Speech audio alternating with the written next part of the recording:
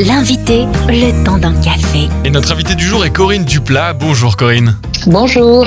Vous êtes directrice générale des menus services, le numéro 1 français du portage de repas à domicile. Et on va ensemble, en ce 23 janvier, journée des solitudes, discuter de nos aînés avec quelques chiffres sur les personnes âgées isolées. Bonjour. Alors, donc quelques données nationales et des données qui ont été communiquées par le baromètre 2021 des petits frères des pauvres. Pour vous donner une idée, en France, 6,5 millions de personnes âgées se sentent fréquemment seules et 1,3 million de personnes âgées ne voient jamais ou quasiment jamais leurs enfants et petits-enfants. Chez les menus services, on a fait une enquête auprès de nos bénéficiaires qui sont des personnes âgées en moyenne de 86 ans, beaucoup de femmes, je pense que j'apprends rien.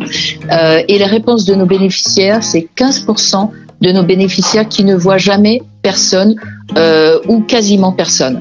Donc pour nous, ça représente très exactement 2625 clients très isolés.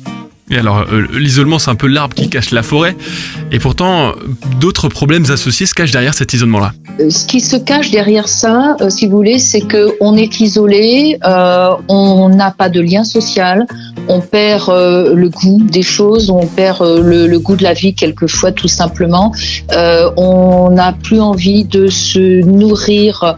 On n'a plus de plaisir de ce côté-là, et après ça s'appelle, c'est ce qu'on appelle le glissement. Ça veut dire que petit à petit, écoutez, on a rien d'autre à faire qu'à attendre la fin de notre vie. Donc c'est ça, c'est ce qui se cache effectivement, l'arbre qui se cache derrière la forêt de l'isolement. C'est malheureusement une accélération de la fin de vie et de pathologie, bien entendu.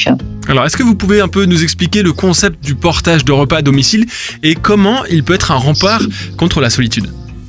Oui, alors le concept du portage de repas, c'est de proposer chaque jour à des personnes âgées, donc nos bénéficiaires, à qui on sert des repas tous les jours à leur domicile, ce sont des clients à domicile, on leur propose tous les jours un choix de 4 ou 5 entrées, plats, accompagnement, laitage, dessert, déclinés en régime hypocalorique, diabétique, mixé, sans sel, et on tient compte de ce qu'elles n'aiment pas.